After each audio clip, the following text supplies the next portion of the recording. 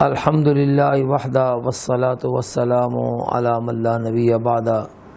ناظرین کرام و سامعین اعظام، عقیدہ ختم نبوت ہمارے دین کی بنیاد اور اساس ہے، اور اس کی حفاظت کرنا ہر مسلمان کا دینی فریضہ ہے۔ جیسے پاکستان میں اس پر کام ہو رہا ہے تو مسلمان اور خصوصاً دین کی فکر رکھنے والے لوگ جہاں کہیں بھی آباد ہیں، وہ اس مشن کو اپنے حرز جان بنا کر اس کی ڈیوٹی جو ہے وہ سر انجام دے رہے ہیں۔ مولانا الیاس خان صاحب ضلع اٹک سے تعلق رکھتے ہیں اور مدت سے ہانگ کانگ میں وہ خدمت دین جو ہے وہ سر انجام دے رہے ہیں۔ اس وقت وہاں چھن ون ایک جگہ ہے ہانگ کانگ میں، وہاں ایک جگہ انہوں نے مارکیٹ میں کرائے پر لے کر وہاں ختم نبوت کا مرکز قائم کیا ہوا تھا اور مدرسہ قائم تھا، جہاں پر 5 وقت کی نمازیں ہوتی ہیں، جمعہ ہوتا ہے، اور اس غیر مسلم ملک میں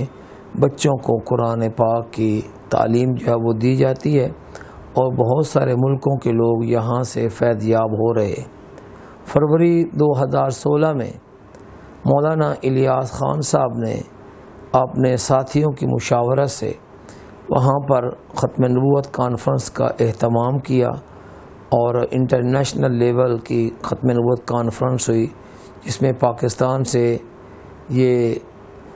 آپ کا خادم محمد الیاس چنیوٹی، ہندوستان سے کل ہند مجلس تحفظ ختم نبوت، ان کے نائب امیر مولانا شاہ عالم گورکھپوری اور دیگر علماء کرام انہوں نے شرکت کی۔ کانفرنس بڑی کامیاب رہی، لیکن جگہ وہ تنگ محسوس ہوئی، تو وہاں کے دوست احباب نے اس پر فکر کی کہ اس کے لیے مستقل ایک کھلی جگہ ہونی چاہیے جہاں پر سالانہ ختم نبوت کانفرنس کا اہتمام کیا جائے۔ میں مبارک دیتا ہوں مولانا الیاس خان صاحب کو کہ 1 سال کی مدت میں ہی انہوں نے ایک بہت بڑا انقلاب برپا کیا کہ ایک چرچ تھا، اس چرچ کو انہوں نے کرائے پر لیا، اس کی دھلائی کی، صفائی کی، اور بہت ساری وہ بڑی جگہ ہے اس کو ختم نبوت کے مرکز کے نام سے اس کو منتقل کر دیا ہے، اور چنانچہ تحفظ ختم نبوت کے عنوان سے ایک تنظیم بھی رجسٹر کروا لی ہے، لیکن اس کا کرایہ بھی ماہانہ کوئی 30-32 ہزار ڈالر ہے ہانگ کانگ کا، جو کافی بڑی جو ہے وہ رقم بنتی ہے۔ اور ظاہر بات ہے کہ وہ تو کافر ملک ہے، کافر ملک میں رہنے والے کافر تو دین کے کام کی طرف توجہ نہیں دیں گے، تو میں یہ سمجھتا ہوں کہ پوری دنیا کے مسلمان ان کی یہ ذمہ داری بنتی ہے کہ وہ ہانگ کانگ، جہاں بہت سارے ملکوں کے لوگ وہ قیام پذیر ہیں، اور وہاں پر یہ ختم نبوت کا کام ہو رہا ہے۔ الحمدللہ میں نے خود دیکھا ہے، وہاں جا کر روزانہ وہ مسلمان ہو رہے ہیں، اور لوگوں میں بڑا یہ شوق و جذبہ ہے، لیکن جگہ کی تنگی کی وجہ سے وہ وہاں پر اپنے فرائض دینی وہ ادا نہیں کر سکتے تھے۔ میں بار دیگر مولانا الیاس خان کو مبارک پیش کرتا ہوں، تو میں پورے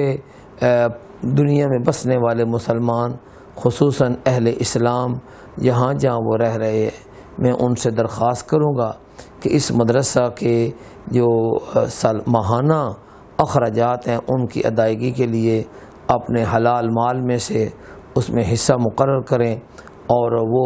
ایسی کوشش ہو کہ 5 سال اگرچہ وہ کرائے پر ہے، لیکن ہماری کوشش یہ ہو کہ اس کی جتنی بھی قیمت ہو وہ ادا کر کے ہم وہ جگہ جو ہے وہ خرید لیں۔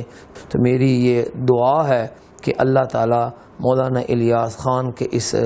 مرکز کو ایک دوسرا مرکز اسلام کا وہ بنا دیں۔ میں پورے مسلمان برادری سے گزارش کروں گا کہ ماہوار طور پر وہ اس کے لیے اپنا حصہ مقرر کریں، تاکہ یہ اللہ کا دین اس غیر مسلم ملک میں بھی وہ بلند ہوتا رہے، اور ہم اس پر بطور ذریعہ کہ ہم کامیاب ہو سکیں۔ اللہ تعالی ہم سب کو اس پر عمل کرنے کی توفیق عطا فرمائے، اور اسلام کی سربلندی کے لیے ہمیں ہر وقت دامیں دل میں سخنے ہر طریقے سے کام کرنے کے لیے مستعد رہنے کی توفیق عطا فرمائے۔ اللہ اللہ